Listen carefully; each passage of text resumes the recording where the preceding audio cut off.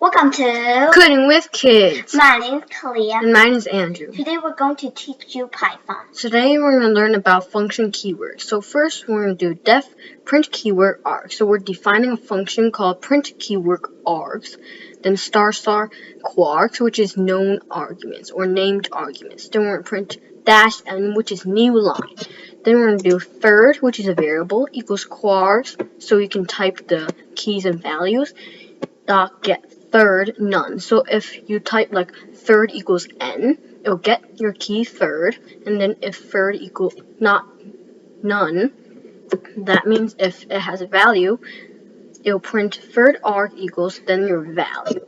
Then we're going to do for statement. So for each key and value in kwargs.item, so for each key and value type, it'll print f-string key equals val. So if you type first equals A, it'll print first equals A. Finally, we're going to do print keyword args, first A. So first is the key and A is the value. So for the for statement, it'll print first equals A. And for this, it'll do nothing because there's no third key.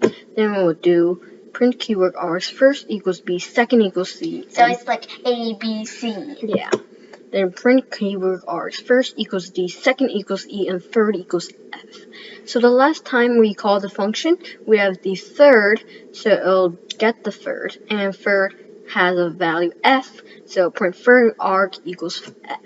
So save it and run it. So it did first equals A, then this, then first equals B, second equals C, then first equals D, second equals E, third equals F, and then third arg equals F. Next we're going to do, up here, after the new line, it'll print kwargs, so it'll print like curly brackets, and then like first equals A, then it'll print the type of kwarg. So save it and run it. We're adding that code to like our old code. Yeah, so it did the same thing, well, it did first equals A, first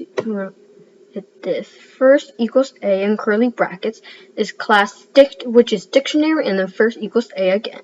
And first B, second C in curly brackets, and class dictionary again too.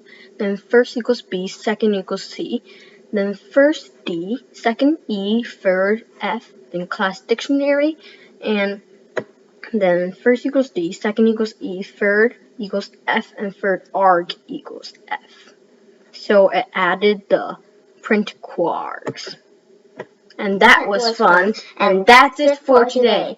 Thank you for watching. Remember to smash the like button and subscribe. Bye bye.